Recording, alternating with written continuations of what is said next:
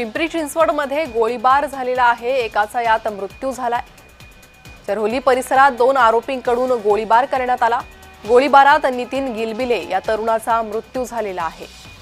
तर चरहोली परिसरात 2 आरोपींकडून हा गोळीबार करण्यात आल्याची माहिती समोर येते आणि या गोळीबारात एकाचा मृत्यू झालेला आहे।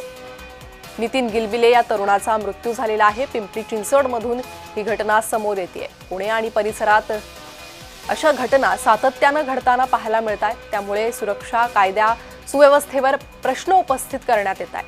अशात आणखी एक गोळीबाराची घटना घडलेली आहे। आता हा गोळीबार नेमक्या कोणत्या कारणातून झाला याचा तपास पोलिसांकडून सुरू करण्यात आलेला आहे। चरहोली परिसरात 2 आरोपींनी हा गोळीबार केलेला आहे। या गोळीबारात एकाचा मृत्यू झाला, एका तरुणाचा मृत्यू झालाय। नितीन गिलबिले असं या तरुणाचं नाव।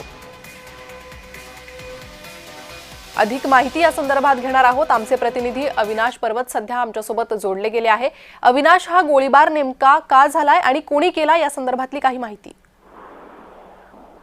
कोण गोळीबार केल्याचं समजतं। या 2 गुंडांनी केलेल्या गोळीबारामध्ये एकाचा मृत्यू झालाय, ज्याचं नाव गिलबिले म्हणून समोर येत आहे। पोलिसांना या घटनेची माहिती मिळताच पोलीस घटनास्थळी दाखल झाले आणि त्यांनी पंचनामा केला आहे। परंतु हे नेमके दोघांनी का गोळीबार केला आणि त्याच्या मागचे नेमकं कारण काही अजून समजू शकले नाही। परंतु पोलिसांनी काही पथकं तैनात केली आहे आणि पथकं तयार केली आणि ते आरोपीचा शोध घेत आहे आणि आरोपींना अटक केल्यानंतरच नेमके हे गोळीबार करण्याचं मागचं त्याची हत्या करण्याच्या मागचं कारण जे आहे ते समोर येणार आहे। परंतु अतिशय दुर्दैवी घटना जी आहे ती पिंपरी चिंचवड शहरातून समोर येत आहे। एका तरुणाला जे आहे ते गोळी घालून ठार करण्यात आलेला आहे आणि आता पोलीस नेमकं या आरोपींचा कधी शोध घेतात हे पाहणं तितकंच महत्त्वाचं असणार आहे। जी अविनाश, धन्यवाद या सविस्तर माहितीसाठी।